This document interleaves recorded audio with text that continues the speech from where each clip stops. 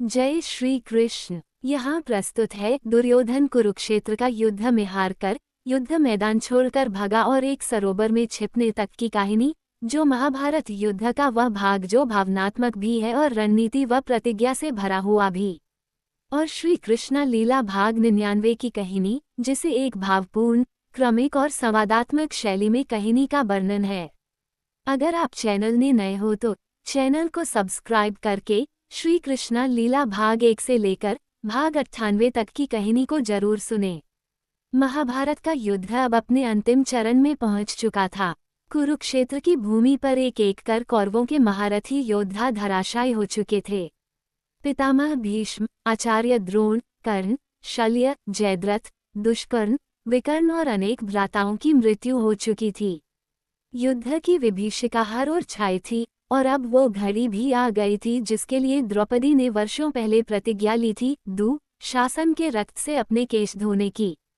भीम का प्रतिशोध। कुरुक्षेत्र के उग्र संग्राम में उस दिन जब सूरज ढलने ही वाला था, द्रौपदी के प्रतिशोध की अग्नि ने भीम के भीतर एक तूफान खड़ा कर दिया। द्रौपदी के चीरहरण का वह अपमानजनक दृश्य आज भी उसके स्मरण में जिंदा था। शासन, जिसने सभा में द्रौपदी का वस्त्र खींचा था, आज उसका अंत निकट आ चुका था। भीम ने गर्जना करते हुए शासन को युद्ध भूमि में ललकारा। भीषण द्वंद्व हुआ। दोनों महाबली एक दूसरे पर प्रहार कर रहे थे, लेकिन अंततः धर्म की जय हुई।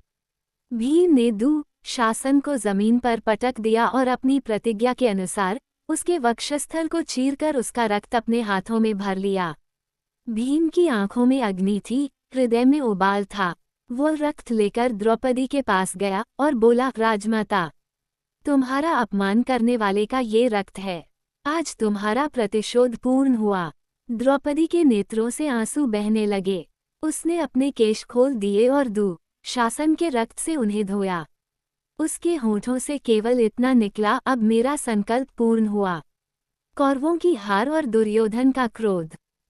शासन की मृत्यु के बाद कौरवों का शिविर शोक और भय से भर गया। दुर्योधन, जिसने कभी पांडवों को तुच्छ समझा था, आज अकेला रह गया था। उसके सभी भाई मारे जा चुके थे। जयद्रथ, शल्य, कर्ण जैसे महारथी मारे जा चुके थे। केवल कुछ ही योद्धा शेष थे, कृपाचार्य, अश्वत्थामा और कृतवर्मा। कृपाचार्य और अश्वत्थामा ने दुर्योधन के पास जाकर उसे समझाया, अब समय आ गया है कि तुम युद्ध को रोक दो। राजाओं के युद्ध में हार और जीत होती है, लेकिन राज्य और वंश की रक्षा सर्वोपरि होती है। अब भी समय है कि तुम युद्ध छोड़ दो और भविष्य की तैयारी करो। लेकिन दुर्योधन तो अपने अभिमान और प्रतिशोध में जल रहा था। उसने क्रोधित होकर कहा, पांडवों ने मेरे भाइयों को मारा, मेरे पुत्रों को मारा, मेरे सबसे प्रिय मित्र कर्ण को भी मार दिया। अब मैं युद्ध से पीछे नहीं हट सकता। मैं अंतिम सांस तक युद्ध करूंगा। वह पागलपन में डूब गया था। रात के अंधकार में ही उसने निर्णय लिया, मैं इस रात्रि में ही पांडवों पर आक्रमण करूंगा और उन्हें सदा के लिए समाप्त कर दूंगा। अंतिम युक्ति, भाग जाना। दुर्योधन का ये विचार सुनकर कृपाचार्य और अश्वत्थामा चकित रह गए। उन्होंने उसे रोकते हुए कहा, रात्रि में युद्ध करना क्षत्रिय धर्म के विरुद्ध है। यह अन्याय होगा। तुम यदि अभी पांडवों से हारते हो तो फिर कभी युद्ध नहीं कर सकोगे। लेकिन यदि तुम जीवित रहो तो भविष्य में एक दिन फिर अपने राज्य को प्राप्त कर सकते हो। अश्वत्थामा ने कहा, दुर्योधन, अभी हमारी शक्तियां समाप्त हो चुकी हैं। सेना का मनोबल टूट चुका है। अगर तुम जीवित बचे तो हम नई सेना खड़ी करेंगे और फिर युद्ध करेंगे। लेकिन इसके लिए तुम्हारा जीवित रहना आवश्यक है। कृपाचार्य बोले, हमें एक युक्ति अपनानी होगी। तुम किसी सुरक्षित स्थान पर छिप जाओ ताकि पांडव तुम्हें न खोज सकें। और जब समय अनुकूल होगा हम फिर से युद्ध करेंगे। दुर्योधन कुछ क्षण चुप रहा। फिर उसके भीतर का राजा पराजय की पीड़ा के साथ बोला, ठीक है, यदि यही उचित है तो मैं छिप जाता हूँ।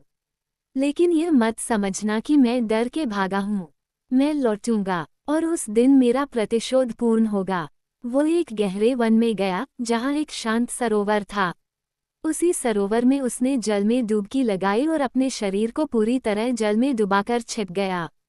पांडवों की खोज और दुर्योधन का रहस्य। अगले दिन जब सूर्योदय हुआ, पांडव युद्धभूमि में पहुंचे, लेकिन उन्हें सामने कोई शत्रु दिखाई नहीं दिया। कौरवों का शिविर सुनसान पड़ा था, ना कोई रथ, ना कोई योद्धा, ना कोई शंखध्वनि। युधिष्ठिर बोले, यह क्या?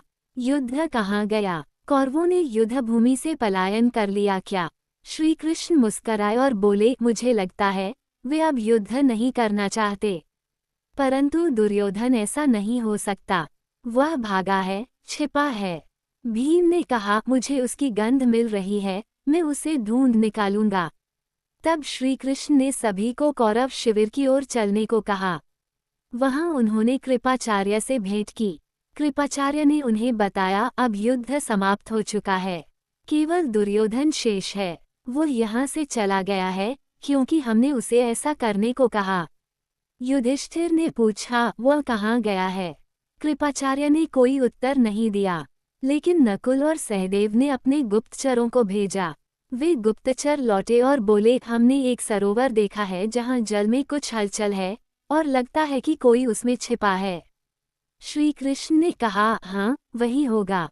चलो, चलकर सत्य का सामना करें।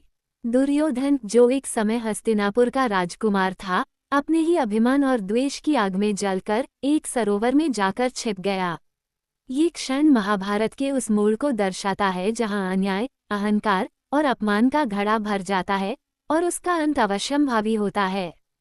किंतु यह अंत अभी पूर्ण नहीं था। दुर्योधन अब भी जीवित था। उसकी अंतिम कथा अभी शेष थी और वह कथा आगे बढ़ेगी गदा युद्ध में, भीम और दुर्योधन की निर्णायक। दुर्योधन की यह गाथा बताती है कि मनुष्य का सबसे बड़ा शत्रु घमंड और प्रतिशोध होता है।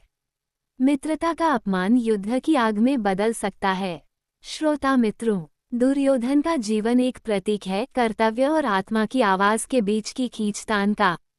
वह योद्धा था, रथी था, राजा था, लेकिन अंत में वह मनुष्य था जो धर्म निभाने की चाह में स्वयं टूट गया। दोस्तों, श्री कृष्णा लीला भाग 99 की कहानी समाप्त हो गया है। अगर आप भाग 98 की कहानी को सुनना चाहते हैं तो हमारे चैनल के साथ बने रहें। जय श्री कृष्णा।